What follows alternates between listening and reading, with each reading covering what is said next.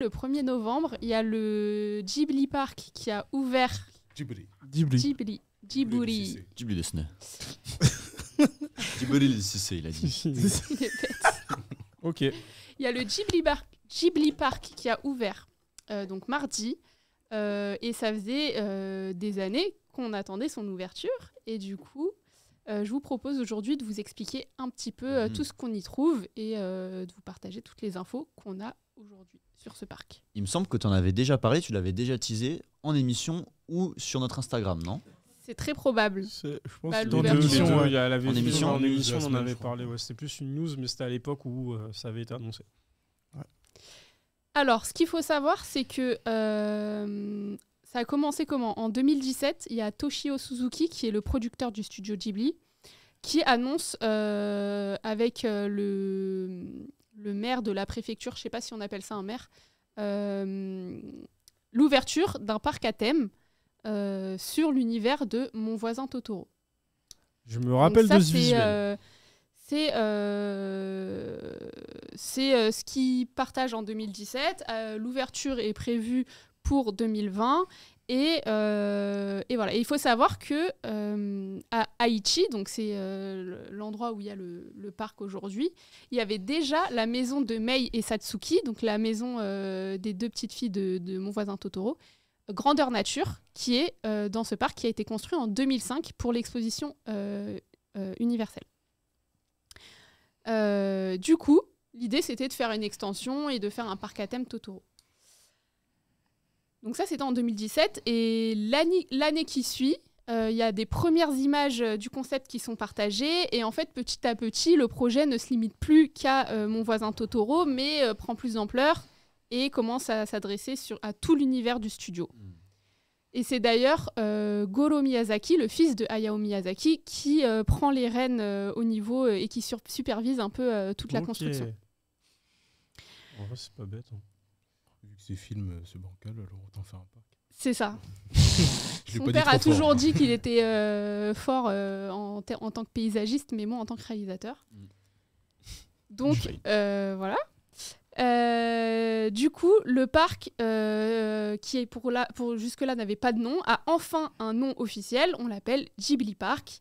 Et on sait déjà qu'il va s'étendre sur un peu plus de 7 hectares et qui sera composé de 5 zones différentes. Et pour le coup, l'ouverture est repoussée à 2022 pour les 3 premières zones et 2024 pour les 2 dernières. Parce qu'actuellement, il y en a 3 sur 5 qui sont ouvertes. Il y a 3 zones sur 5 qui sont ouvertes, qui ont ouvert mardi. En superficie, c'est plus grand qu'un Disney ou pas? Ah non. Non. Non. Il faut savoir... pose la question. Honnêtement, j'ai Disney, pas fait la comparaison. Disney, c'est géant, les gars. Hein. Bah, C'est je- plus Non, grand. mais c'est pour ça que attends, je pose parce que là, on que- parle de zones. Enfin, chaque zone, il y a des zones qui font plus de 20 000 mètres carrés, etc. Ah, Donc, je sais pas, j'ai pas fait la Faut comparaison. voir. Je ok, sais pas. bon, c'était une question comme ça pour savoir si justement. Ce qui est important de savoir, c'est que ce n'est pas un parc d'attractions. Johan, tu voulais me poser J'ai une question? checké Disneyland Paris, c'est 2 hectares, donc on est bien au-dessus. Ouais, donc C'est 7 2 hectares. hectares. Là, Ouais, c'est 7 apparemment. hectares. Ah, C'est énorme. c'est impossible. Eh, tonton, Attends. son grand-père, il est là, hein. Attends. Ah non, attends, non, j'ai des bêtises. Ah, bah, il est pas là. Faut savoir que Roland Garros, c'est 18 hectares, les gars. Hein, et c'est pas très grand. Ah ouais. Ouais. Ah non, pardon. 2000 hectares. Ah oui, bon, Ah, ok. ouais, On ouais, est pas sur le même ok, niveau. ok. Bon, ce qui est important à savoir en tout cas, c'est que le Ghibli Park, c'est pas un parc d'attractions. Il va pas y avoir des manèges et des attractions à sensations fortes. Quoi, il y aura pas le Chabus en attraction? Il y a un chabus dans lequel tu peux monter, mais ce n'est pas une attraction à Ah. sensation.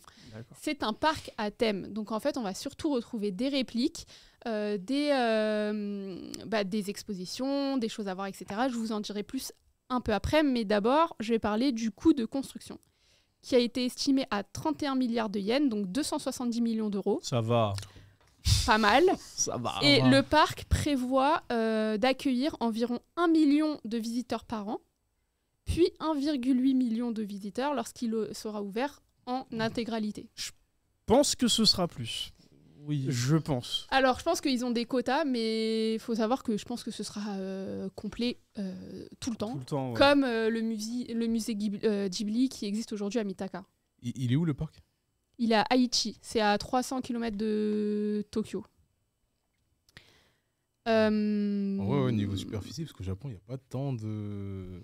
En fait, alors là où ça se situe, c'est dans un grand parc qui s'appelle Morikoro, si je dis pas de bêtises.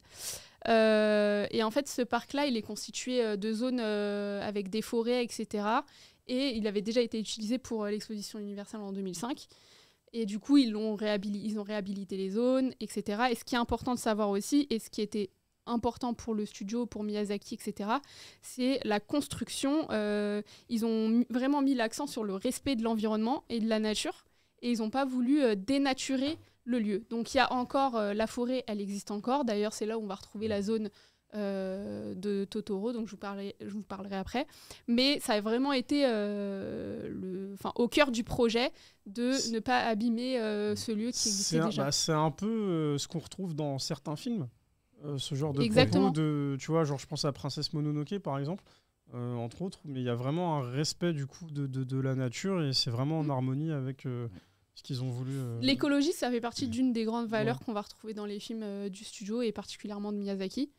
Et je pense que ça leur tenait du coup à cœur de construire ce projet, mais tout en respectant le lieu dans lequel ils allaient aller.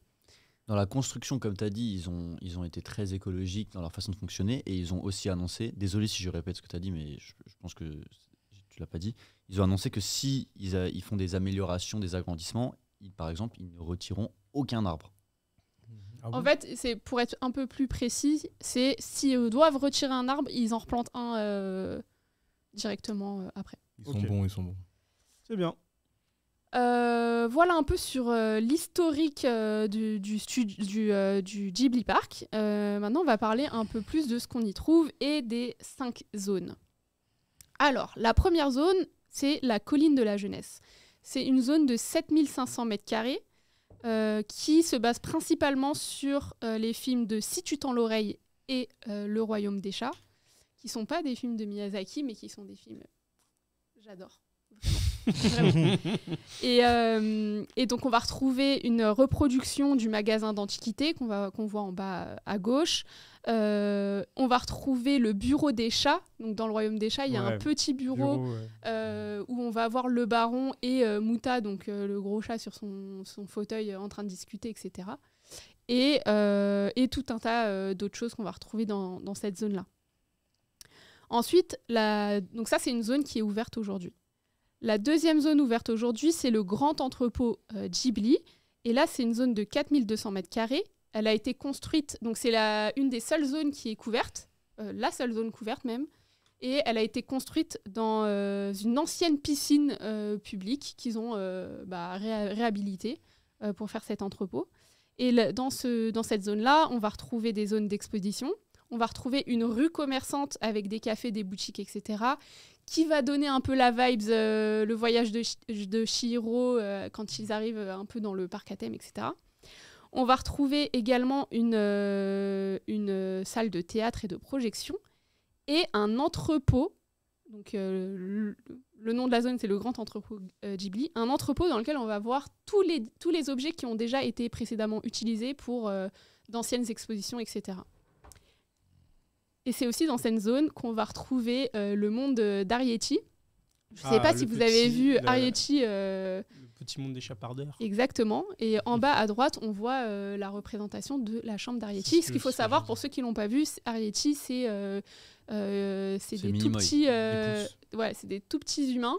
Et du coup, toute cette zone-là, en fait, tu te balades dedans et tout est surdimensionné, etc. Tu te trouves au milieu des fleurs géantes. Et ça a l'air juste magnifique. La troisième zone qui est ouverte aujourd'hui, c'est la forêt d'Ondoko. C'est principalement basé sur le film Mon voisin Totoro. D'ailleurs, le nom d'Ondoko, c'est le nom de la danse qu'effectuent Totoro, Satsuki et Mei pour faire pousser les graines et faire pousser les arbres. D'accord. Donc, petit clin d'œil sympathique. Et c'est une zone qui fait plus de 20 000 m². C'est au sein même de la forêt. Et ça s'inspire principalement du Japon rural, donc de la campagne japonaise de l'ère Showa, donc 1926-1989. On y retrouve la maison de Mei et Satsuki qu'on a vue, qui est là depuis 2005, comme je vous disais. Et un Totoro géant. Et il y avait quoi dedans? Parce qu'il avait l'air creux, le Totoro. Je crois que tu peux Tu peux rentrer. aller Je crois dedans, que tu je peux pense. rentrer à l'intérieur. Et en fait, t'as le Totoro dans les deux faces. On Ouais, voit il y a quelqu'un des- dedans. des Il y a enfants, quelqu'un ouais. dedans. Ensuite, on va avoir donc les deux dernières zones, ça va être le village de Mononoke et la vallée des sorcières. Donc ces deux zones, pour l'instant, on n'a pas encore d'image réelle. Donc ça, c'est des Concept petits art. dessins, etc. Qu'est-ce Et du coup, dans la zone Princesse Mononoke, on va retrouver, il me semble, le bâtiment des forges de Dameboshi, le village de Ashitaka. Et pour la vallée des sorcières, ça va se baser principalement sur le château ambulant, où on va y retrouver d'ailleurs une reproduction de 16 mètres carrés du château. Oh, quand même. Hein. Aussi des films Kiki la petite sorcière et de Aya et la sorcière. On va retrouver la boulangerie de Kiki. Trop mignon, j'ai trop hâte de voir ça. Et le domicile de Bella Yaga dans Aya et la sorcière. Voilà pour les différentes zones. Ça fait beaucoup quand même. Hein. Ça fait beaucoup et ça fait rêver. Alors, il n'y a pas beaucoup d'images. Enfin, il commence à y avoir des images qui pop là de gens qui sont partis, qui font des vidéos sur YouTube, qui mettent des petits TikTok, etc. Je vous invite à aller voir parce que vraiment ça fait rêver. D'ailleurs, hier, j'ai regardé une vidéo YouTube de 45 minutes où c'était une fille qui vloguait un peu. qui vloguait, mais sans parole, juste de la musique et tout, un peu.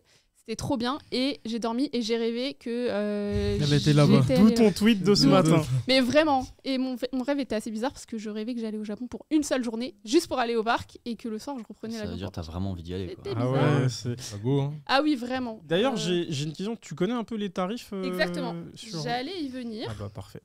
Alors par contre, j'ai pas fait la conversion. Ne me demandez pas ce que ça donne en euros. T'inquiète, je peux te Kevin, la donner. il va Je te le peux faire te la en donner live, en en pouvoir- live. je peux te la donner en Notre pouvoir ami, d'achat si Ce tu qu'il veux. faut savoir, c'est que chaque zone est accessible indépendamment. Donc tu peux vouloir aller voir juste la forêt de Dondoko ou juste le grand entrepôt Ghibli, etc. Et le prix, selon les zones, varie entre 1000 yens et 2500 yens. Alors, t'as dit 1000 yens 1000 yens Oui, et bah, 2500 c'est yens. du- Entre genre- 6 et 17 euros. Pour chaque Ça zone. va pour chaque zone. Après, quand Mais tu c'est veux rien. Prends le pack, cumuler, mais le tout. pack Pas tous en complet, même c'est temps, moins pas de tous en 100 même balles temps. alors. il y a un pack complet qui est du coup au prix de 4000 yens pour ceux qui veulent visiter Ça fait l'entièreté du... 30. Les 30 et quelques. 6 euros. 28 euros. Bon, ça va. 28 Et euros. c'est très très abordable. Oui, bah. Mais... Alors après, c'est parce qu'il n'y a pas d'attraction. Exactement. Oui, il y a pas d'attraction. Il y a donc pas- c'est pour ça. Bah, après, qu'est-ce qu'on appelle attraction? Il y a des attractions parce qu'il y a des choses à voir, mais c'est pas des trains. Pas y a pas de grand manèges, huit, y a pas de- Ouais, il n'y a pas de Exactement. chat- il y a pas de manège, chalut, Exactement. y a Et pas après, il y a de- aussi beaucoup de boutiques où on attend de vous que vous raquez. Ouais. D'ailleurs, il y a plein de goodies spécifiques que tu peux avoir que dans le parc. Évidemment. Où le jour d'ouverture, les gens ils se sont rués, il y avait des trucs au bout de 2 heures, c'était sold out, etc. Il y a tout est fait. En fait, je sais pas si vous êtes déjà allé au musée Ghibli pour ceux qui sont déjà allés au Japon, mais il y a tout qui est. C'est un peu le même délire, c'est-à-dire que tu vas dans les cafés, tu vas pouvoir acheter ta petite ramune, donc la petite limonade japonaise avec un petit dessin kawaii dessus. Tout est ouf. Je pense que si j'y vais, je reviens, j'ai plus J'ai de jamais fait le musée, on a juste fait, je me souviens l'année dernière, et d'ailleurs ça va peut-être rouvrir, enfin oui normalement. Le Ça a petit- été annoncé dans le chat que ça Le va pop-up, ouvrir. le D'ailleurs, petit c'est peut-être pop-up même déjà store, ouvert ouais. parce qu'il a dit jusqu'en décembre.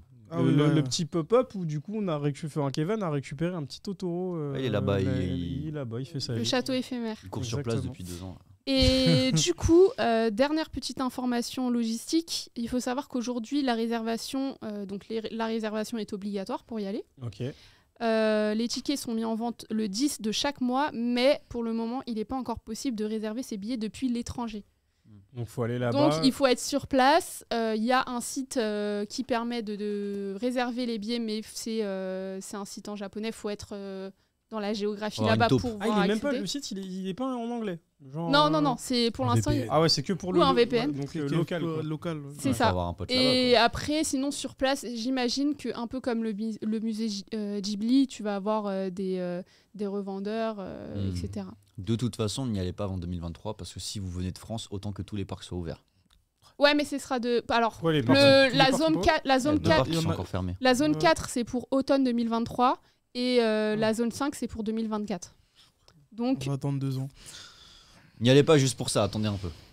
allez-y. Non, Ok. en vrai, tu peux Et y aller. tu peux y et aller, quand mais- tu vas revenir et te dire, c'était trop bien, bah du coup, t'auras encore plus la hype de vouloir y retourner à cause de l'ouverture Ah, mais des on deux n'a parcs. pas tous le budget comme toi d'y retourner 30 Mais j'ai fois. pas dit que j'allais y retourner en 2024. Déjà, faut que j'y aille là. Enfin, déjà, autour de la table, qui veut y aller? Bah, moi, Voilà. si je pense peux me qu'on est téléporter, tous- j'y c'est censé serais être prévu. déjà. On est Normalement. tous chauds, mais en vrai, ce serait cool. Ce serait cool. Est-ce que ça vous a envie de, ça vous a donné envie d'aller Mais voir rien ces que quand parcs t'as à thème posté sur Insta, Ouais, déjà, mais- j'avais envie. Et j'étais en mode, ah putain, ce truc qui me. Il est où géographiquement déjà? J'ai oublié. Haïti, 300. c'est à 300 km à l'ouest De Tokyo. de Tokyo. Ça me hype, mais je pense que comme moi, c'est ma première fois au Japon. Ouais, tu iras pas il direct sera là-bas. pas, ce sera pas ma priorité et ça me dérangera pas de me dire j'irai une prochaine fois. Je comprends. Après, c'est un peu comme, tu vois, les parcs à thème. Moi, je me souviens, j'avais fait Universal Studios, c'était pas prévu au programme. C'est parce que un de mes meilleurs potes m'a dit, ouais, vas-y, viens, on y va, on y va, on y va. Et en Mais vrai. T'étais déjà dans la bonne ville. Ouais, j'étais dans la bonne ville, mais en vrai, c'est vrai que quand tu pars à l'étranger, c'est pas le premier truc que tu penses à faire. Et en vrai, il a bien fait parce que on a réservé une journée, on avait pris les billets, on a fait Universal Studios, et du coup, j'ai fait des attractions que j'ai fait une fois dans ma vie. J'ai trop kiffé, et bah après, bon, c'est le Japon, quoi.